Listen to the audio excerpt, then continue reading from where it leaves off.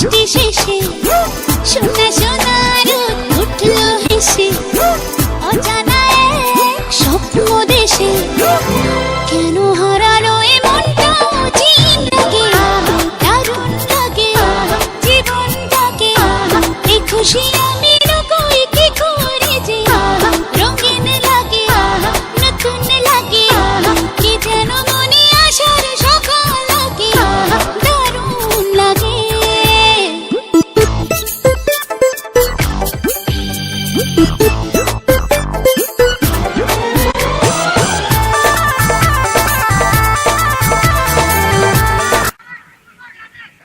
এখানে কবে আসলা? ঢাকায় 3 মাস এখানে কি করো? জব করি। জব করো? আরে তুমি আমাকে একবার বললা না। তো আপনাকে তো চিনলাম না। আর আমাকে চিনো না? আমি তোমার মামা হই, তুমি আমার ভাগনা। তো কিসে জব করো? ছোটখাটো একটা জব করি। ছোটখাটো? তোমার মামা বড় মামা ঢাকায় থাকে না? হ্যাঁ। ও, তো আপনি কিভাবে জানলেন? ওকে একটা ফোন দাও তো। আমার ফোনে তো টাকা নেই। টাকা নাই? আচ্ছা পরে কথা হবে নি। তোমার পাশে সবাই ভালো আছে তো? আপনি আমাকে চাকরি দিবেন? আরে কি বলো মিয়া, তুমি আমার বাইক না, তোমার চাকরি না দিয়ে আমি অনেক কথা হলো, এখন চলো বাসে যাই, খাওয়া দাওয়া করি গিয়ে।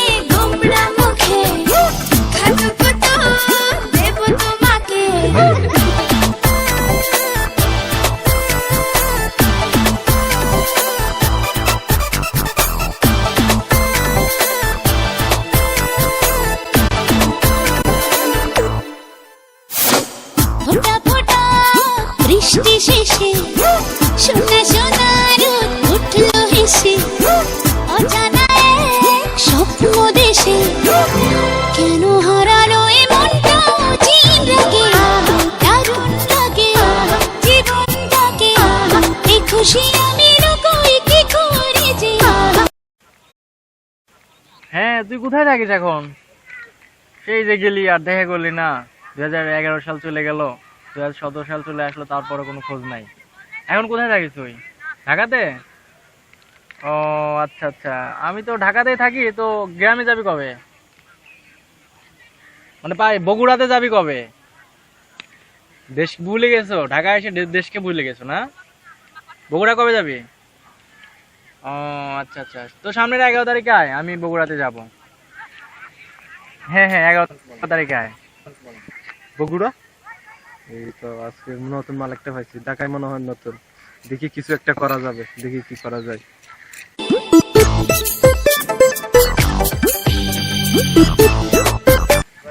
বগুড়া না? বগুড়া না? বগুড়া না তোমার বাড়ি? হ্যাঁ, আমার বাসা বগুড়া। আপনার বাসা কোথায়? আমার বাড়ি তো বগুড়া।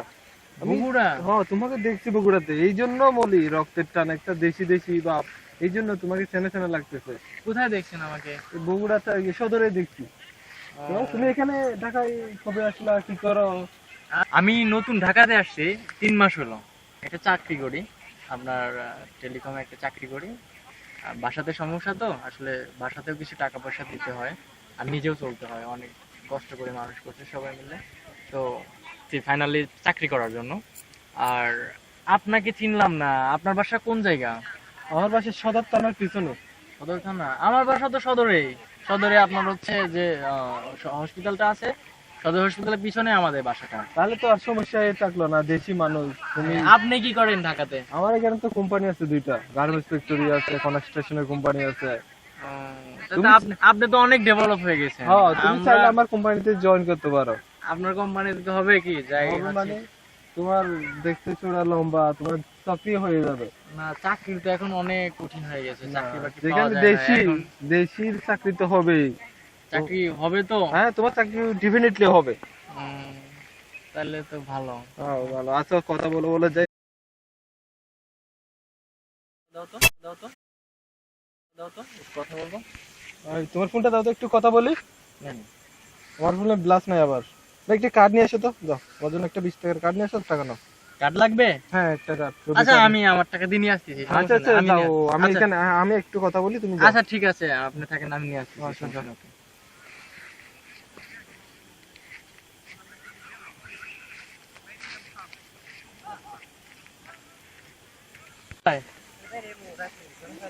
এই ভাই, আপনি কই গেলেন? আপনি কই গেলেন? কই উনি গেল কই? এই গেল কই? আমার ফোন নিচে গেল কই? কি দাও তোলে, গেল কই? ফোন ও লোক গেল কই? লোক গেল কই? আমার ফোন নিয়ে গেছে, গেল কই? গেল কই রে? আরে লোক গেল কই? আমার ফোন।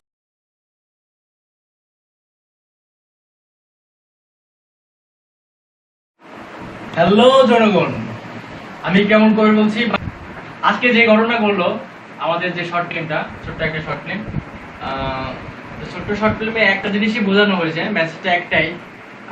আমাদের ঢাকার বাইরে থেকে, অনেক অঞ্চল থেকে, অনেক গ্রাম থেকে, অনেক ইউনিয়ন থেকে অনেক লোক আসে ঢাকাতে তারা চাকরি বাকরি করার জন্য। কিন্তু সেই চাকরি করতে এসে তারা অনেক সমস্যার মধ্যে পড়ে। ঢাকার অনেক টুকাই, অনেক ধরনের লোক আছে, কিন্তু তারা হয়তো আমরা সবসময় বিশ্বাস করি যে গ্রামের মানুষ অনেক সহজ সরল, কিন্তু সেই সহজ সরলের সুযোগতা নিয়ে ঢাকার অনেক টুকাই ছেলে, অনেক খারাপ মানুষ যারা বলেন, তারা আমাদের সেই সরলতার সুযোগ নিয়ে আমাদেরকে হচ্ছে ফোন, আমাদের টাকা, আমাদের সম্পদ, তারা তাদের ক্যাপাসিটি করে, তারা তাদের বুদ্ধি দিয়ে আমাদের সেগুলো নিয়ে নেয়। কিন্তু আসলে তারা জানে না যার থেকে এই সম্পদগুলো নিয়ে নিচ্ছে, হয়তো ফোন বা ব্যাগ বা ল্যাপটপ, তার কতটা দামি বা কতটা কষ্ট করে সেই জিনিসগুলো করছে সে আসলে জানে না। তার জন্যই তারা এই কাজগুলো করতে পারে। কিন্তু আপনারা অবশ্যই শর্ট ফিল্মে দেখতে পাইছেন যে ওই যে লোকটার ফোন হারায় গেল, বাস্তবে এইরকমই, যার ফোনটা নিল বাস্তবে সে এরকমই পাগল হয়ে যাবে।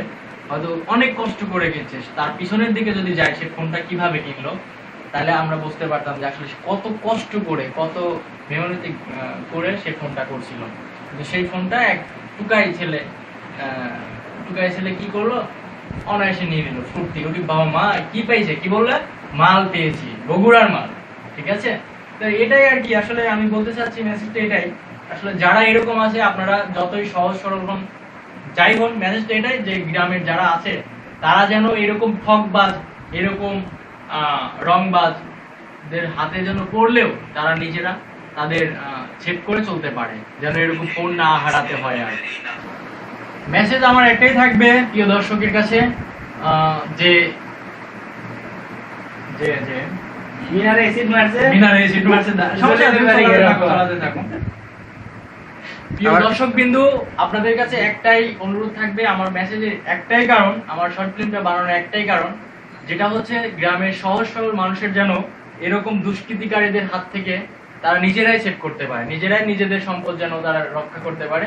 কারণ অনেক সহজ সরল মানুষ আছে যারা নতুন ঢাকাতে এসে এরকম সিচুয়েশনের মধ্যে পড়ে, তারা অনেক কিছু হারাইছে। এরকম আমরা বাস্তব লাইফ নিয়েই আমাদের শর্ট ফিল্মটা করা। তারপরেও যেন সামনের দিনগুলো যেন তারা এরকম ছেঁচড়া টুকাইয়ের হাত থেকে যেন তারা নিজেরাই নিজেদেরকে সেভ করতে পারে। তো থ্যাংক ইউ।